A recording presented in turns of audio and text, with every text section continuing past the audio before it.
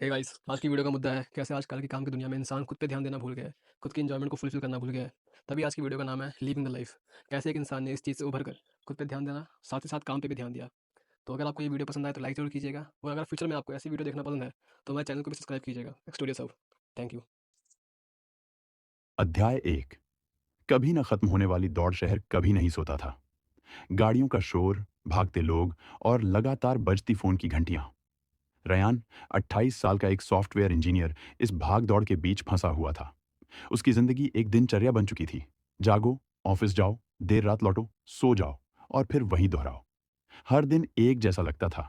Deadlines, meetings और अनगिनत emails. उसे ठीक से खाना खाने का समय भी नहीं मिलता था। दोस्तों से मिलना तो दूर की बात थी। यहाँ तक कि वीकेंड भी काम पूरा करने में ही निकल जाता। एक रात जब रयान लैपटॉप स्क्रीन पर नजरें गड़ाए बैठा था, उसका फोन बजा। बचपन के दोस्त मार्क का मैसेज था। भाई, अगले हफ्ते पहाड़ों की ट्रिप प्लान कर रहे हैं, चलेगा? रयान ने एक लंबी सांस ली। ट्रिप? अभी? उसके पास काम था, जिम्मेदारियां थीं और ढेर सारे ईमेल्स भी। लेकिन जब उसने अपने खाली अपार्टमेंट को देखा तो सोचा, आखिरी बार उसने खुद के लिए कुछ कब किया था? ज्यादा सोचे बिना उसने टाइप किया, मैं चल रहा हूं।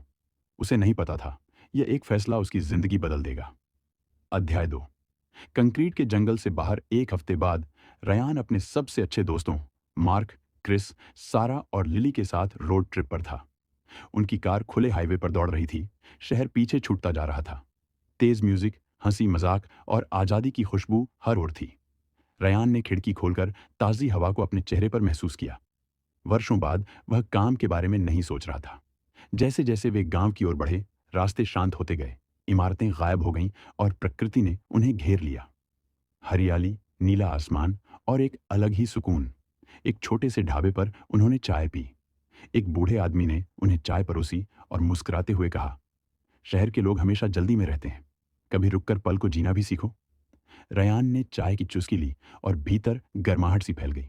शायद वह बुजुर्ग सही था। जिंदगी सिर्फ दौड़ नहीं है, जीना भी है। अध्याय 3। जंगल की रोमांचक दुनिया। वे अब पहाड़ों के दिल तक पहुंच चुके थे। एक खूबसूरत घाटी उनके सामने थी, जिसके बीच से एक साफ नदी बह रही थी। यह दृश्य रयान के ऑफिस की धुंधली दीवारों से बिल्कुल अलग था। उन्होंने नदी के किनारे टेंट लगाए और राफ्टिंग करने निकल पड़े।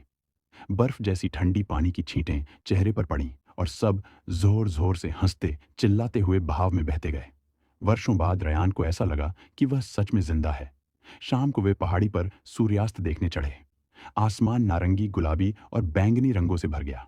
मार्क ने कहा, याद है बचपन में हम ऐसी ट्रिप का सपना देखते थे? फिर क्या हुआ?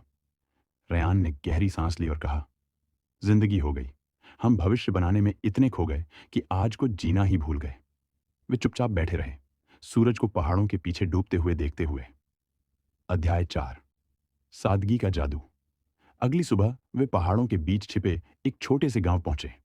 वहां की जिंदगी धीमी मगर सुकून भरी थी। लोग मुस्कुराते थे, बच्चे खेतों में खेलते थे और किसी को कोई जल्दी नहीं थी। एक बूढ़ी औरत ने उन्हें अपने घर बुलाया और घर का बना खाना परोसा। गरम रोटियां, ताजी सब्जियां और एक सादा लेकिन स्वादिष्ट सूप। सारा ने उत्सुकता से पूछा, क्या आपको बोरियत नहीं होती शहर से दूर रहकर? महिला हंसी और बोली, क्यों होगी? मैं सूरज के साथ जागती हूँ, ताज़ी हवा में सांस लेती हूँ, परिवार के साथ खाती हूँ और चैन से सोती हूँ। असली खुशी तो यही है ना? उसकी बातों ने रयान को सोचने पर मजबूर कर दिया।